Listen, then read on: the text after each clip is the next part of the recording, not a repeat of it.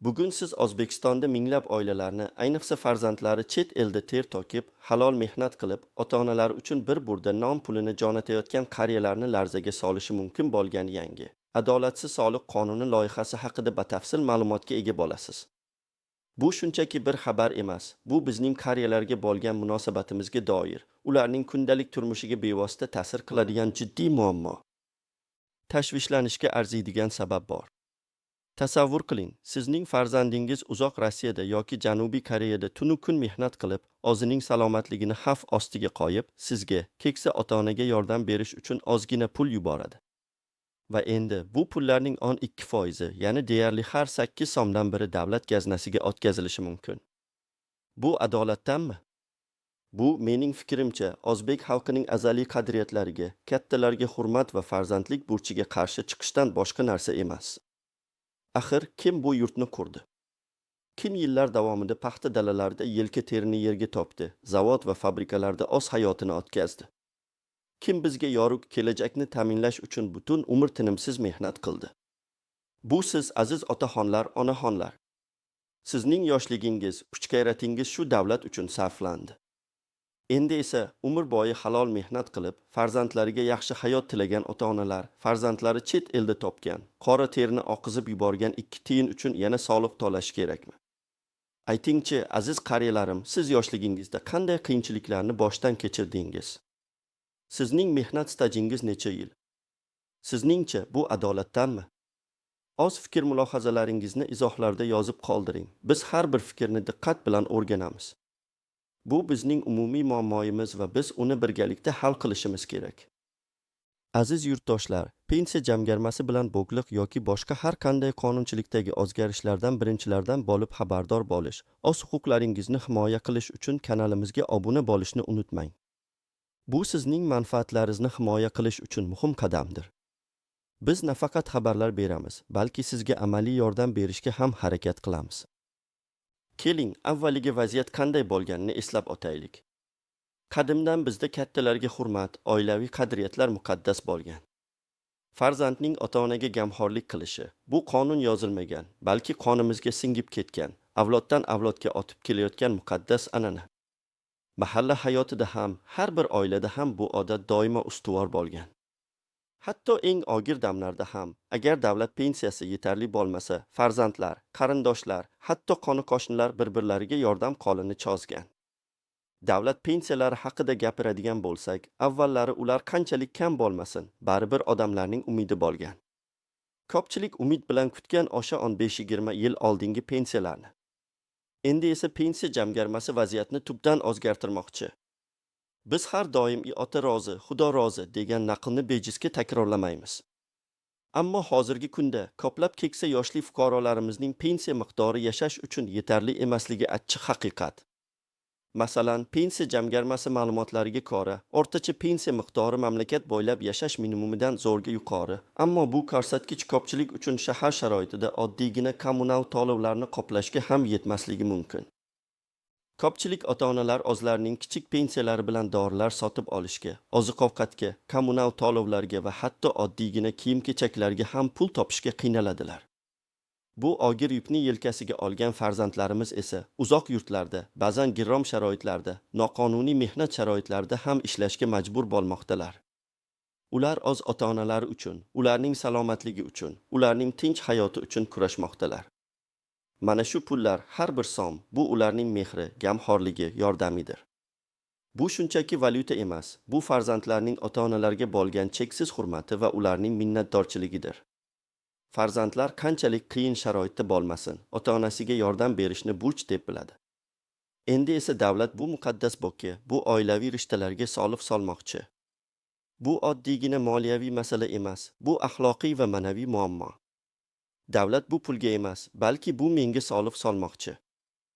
Hozirgi kunda pensiya jamg'armasi tomonidan taklif qilinayotgan bu qonun loyihasi 12% miqdoridagi daromad soligini chet eldan kirib kelayotgan barcha xalqaro pul o'tkazmalariga tatbiq etishni nazarda tutadi.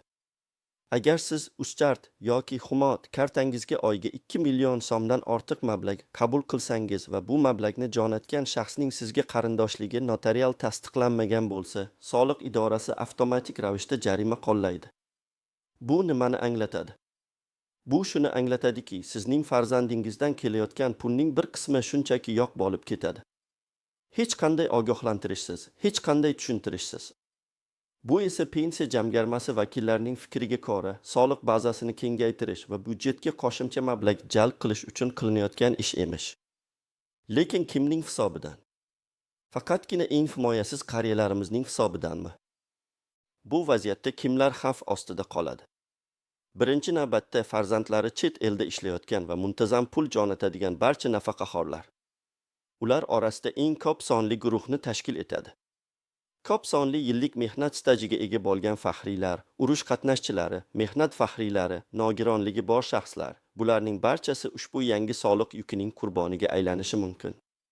Masalan, 70 yoshli Oysha buvi. U butun umr qishloq maktabida o'qituvchi bo'lib ishlagan, 5 farzandni katta qilgan. Hozirda pensiya jamg'armasi tomonidan tayinlangan kichik pensiyasi bor. Farzandlarning 3tasi chet elda, biri Rossiyada qurilishda, ikkinchisi Qozog'istonda qishloq xo'jaligida ishlaydi. Ular har oyda Oysha buviga yashash uchun, dorilarni olish uchun, nevaralariga bir narsa olib berish uchun har biri 1,5 million so'mdan jo'natadi. Jami 3 million so'm. Bu buvi uchun hayot-mamot masalasi. Ammo endi bu 3 million so'mdan 12%, ya'ni 360 ming so'm davlatga o'tishi mumkin. Bu pul Oysha buvi uchun bir oyga yetadigan dorining yarmi yoki bir hafta yeydigan oziq-ovqati. U nega bu pulni yana davlatga berish kerak? U umri davomida davlatga soliq to'lagan-ku. Yoki 50 yoshdan oshgan, salomatligi sababli ishlay olmaydigan Sardor akaga qarang. U zavodda 40 yildan ortiq mehnat qilgan, yoshligida qanday qiyinchiliklarni boshdan kechirmadi deysiz. Uni pensiyaga chiqarishganida, pensiya jamg'armasi unga yashash uchun yetarli bo'lmagan pensiya tayinladi.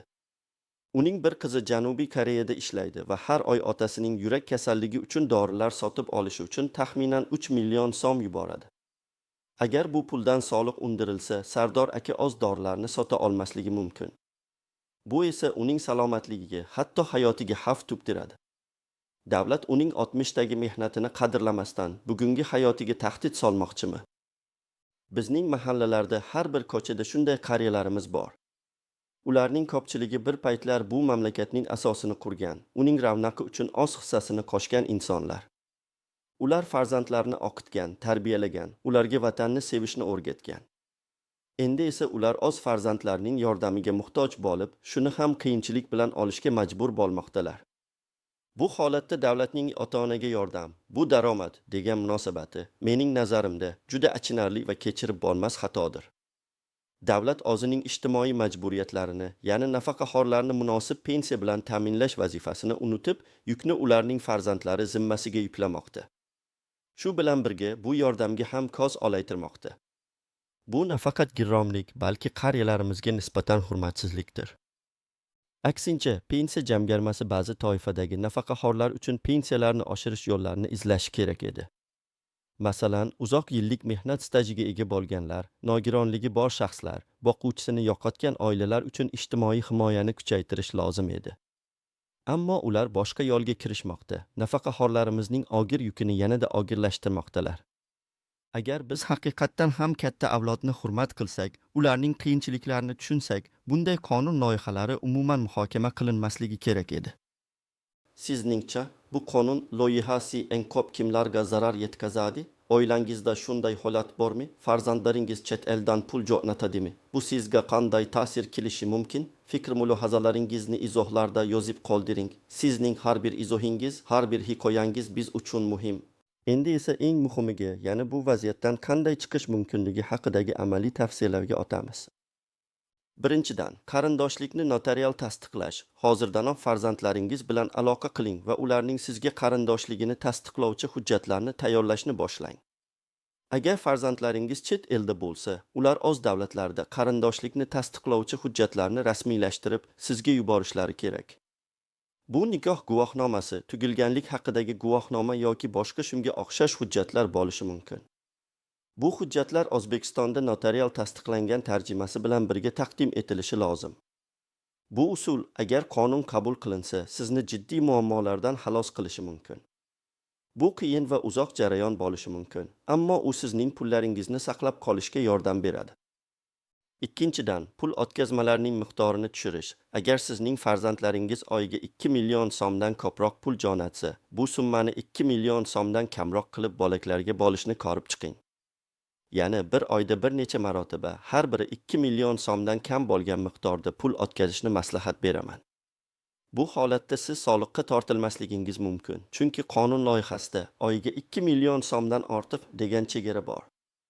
Lekin bu usulning ham kamchiliklari bor. Masalan, bank xizmat haqi ko'payishi mumkin. Uchinchidan, boshqa moliyaviy vositalardan foydalanish. Ba'zi hollarda, agar bu qonun qabul qilinsa, pul o'tkazmalarining boshqa usullarini ko'rib chiqish lozim bo'lishi mumkin. Masalan, oila a'zolaridan biri xorijda doimiy istiqomat qiladigan va ishonchli shaxslar orqali naqd pul jo'natish imkoniyatlari ham mavjud. Ammo bu usullar qonuniy xavf tugdirishi mumkin. Shuning uchun har bir holatni individual tarzda ko'rib chiqish va malakali yurist bilan maslahatlashish zarur. Hech qachon shubhali yoki noqonuniy usullarga murojaat qilmang. Bu sizga yanada ko'proq muammo keltirishi mumkin.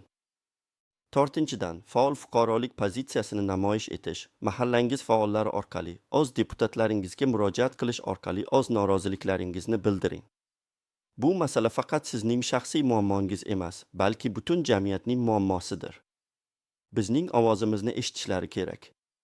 Ochiq muloqot portaliga, prezidentimiz virtual qabulxonasiga murojaat qilishdan tortinmang. O'zbekistonda jamoatchilik fikri muhim ahamiyatga ega va uni e'tiborsiz qoldira olmaydilar. Bu qonun loyihasi hali qabul qilinmagan, demak bizda ta'sir qilish imkoniyati bor. Barchamiz bir yoqadan bosh chiqarib, qonun loyihasiga qarshi chiqishimiz kerak. Shunday qilib, aziz otaxonlar, onaxonlar, farzandlaringizning halol mehnatidan kelayotgan 2 million so'mdan ortiq pulingizdan 12%ni davlatga topshirishga tayyormisiz? Yoki biz o'z huquqlarimiz va farzandlarimizning mehnati uchun kurashamizmi? Menimcha biz kurashishimiz shart. Bu faqat pul masalasi emas, bu bizning qadriyatlarimiz, faxrimiz va oilamizga bo'lgan munosabatimiz masalasidir. O'z javobingizni izohlarda kutib qolaman.